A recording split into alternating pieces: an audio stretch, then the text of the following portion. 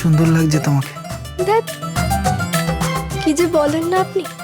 আপনার এত শরীর খারাপের মধ্যেও আমার দিকে নজর পড়েছে। আমাকে কত সুন্দর লাগছে বলুন, বলুন না, বলুন। এ কি তুমি ডাকছিলে কেন? কত সুন্দর একটা স্বপ্ন দেখছিলাম। ও, আপনি আমাকে কিছু বলেননি? স্বপ্ন দেখছিলেন? তা আমাকে চোখে পড়বে কেন? আমি তো আপনার সেবা দাসী, তাই না? আমি দিন রাত শুধু সেবাই করে মরবো, আর আপনি ভাববেন অন্য কারুর কথা। না ভাগ্নে, চারিদিকে একেবারে তন্ন তন্ন করে খুঁজলাম, কিন্তু কোথাও মেয়েটার খোঁজ পাওয়া গেল না।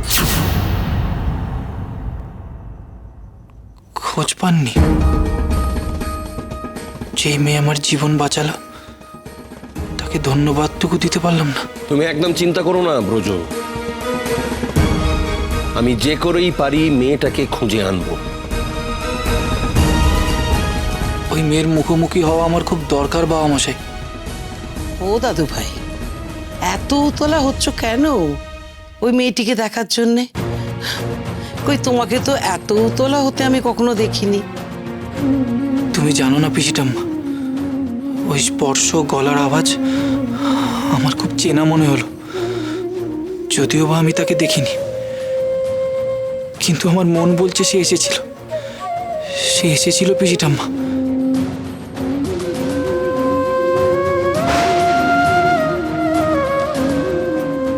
আপনার কিচ্ছু হবে না। আমি থাকতে আপনার কোনো ক্ষতি হতে দেব না। আপনার শরীরটা আমি ভালো করে দেব। কে কে কে এসেছিল ব্রজ? প্রফুল্ল।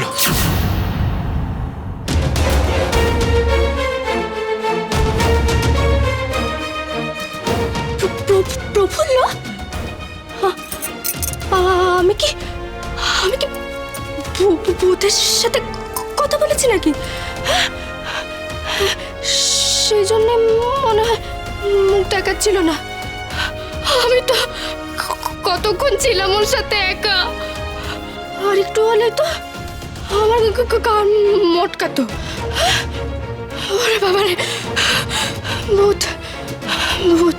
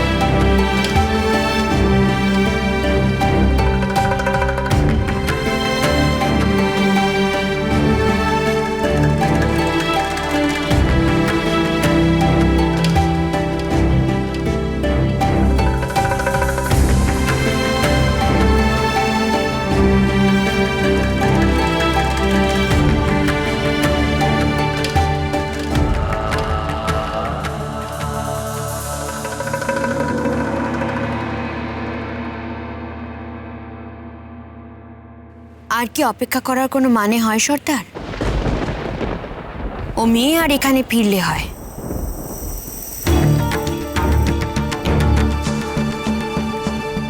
দীক্ষার মাহেন্দ্রক্ষর তো পড়লো বলে ঠাকুরকে এটুকুও বুঝতে পারছে না। ভাবছে প্রফুল্ল হয়তো এখনো ফিরে আসবে।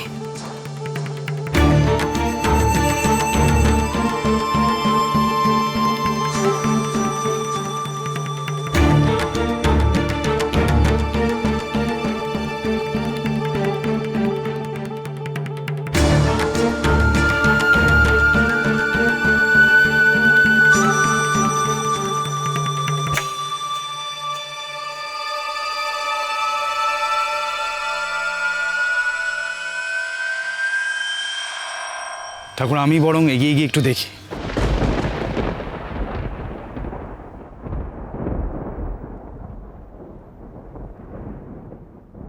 প্রয়োজন নেই, ওর আসার হলে যথাসময়েও আসবে।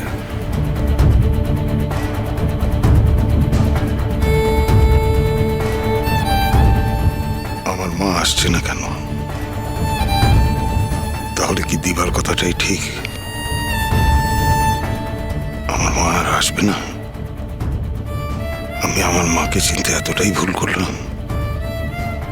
আমার নিজের উপর এতদিনের ভরসা, বিশ্বাস কেমন যেন টলে যাচ্ছে।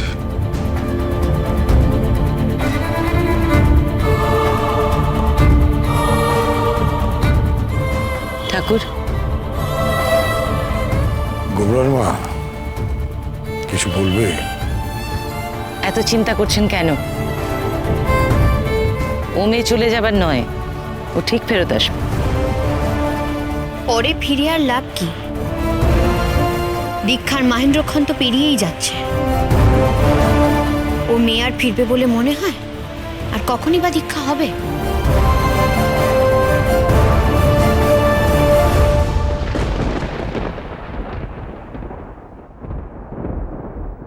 কই, দীক্ষা নেবার সময় তো পেরিয়ে যায়নি, এখনো সময় আছে। তোমার এত মাথা ব্যথা কেন বাপু? ধরেই নিচ্ছ কেন মেয়েটা ফিরবে না?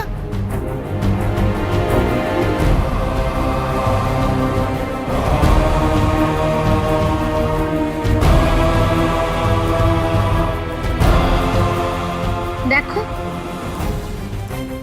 আর তো কিছুক্ষণের অপেক্ষা।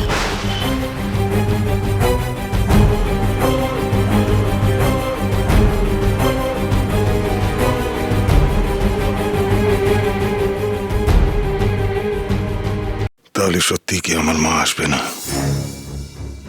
আমি তো আমার মাকে বলেছিলাম, তোমার মন যদি সায় না দেয় তাহলে তুমি দীক্ষা নিও না। তুমি কথা দিয়ে কথার খেলাফ করলে কেন মা?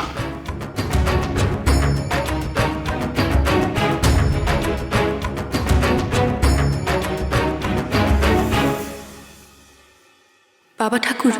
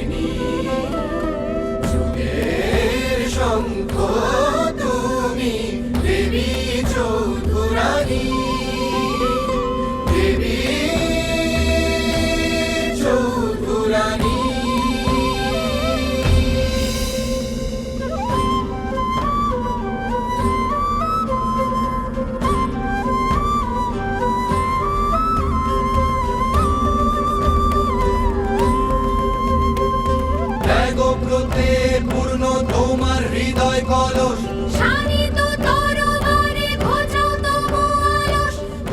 ঠাকুর, ও তো দীক্ষার সময়ের আগেই চলে এসছে।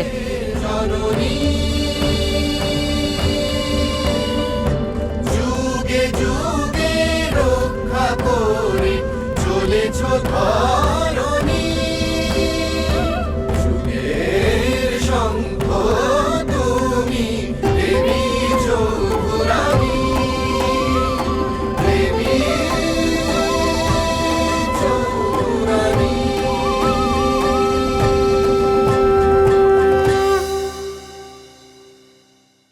একজন মহিলার পক্ষে কি সম্ভব আপনার যোগ্য উত্তরসূরি হয়ে ওঠা? আমার অনুমান যদি মিথ্যে না হয় অর্জুন, তুমি আমার এই মাকে সর্বরূপে দেখবে। আমার এই মা হবে রানী। এমন গুণবতী রানী থাকলে রাজার কি প্রয়োজন? আমি নিজের হাতে আমার এই মাকে রানী গড়ে তুলব।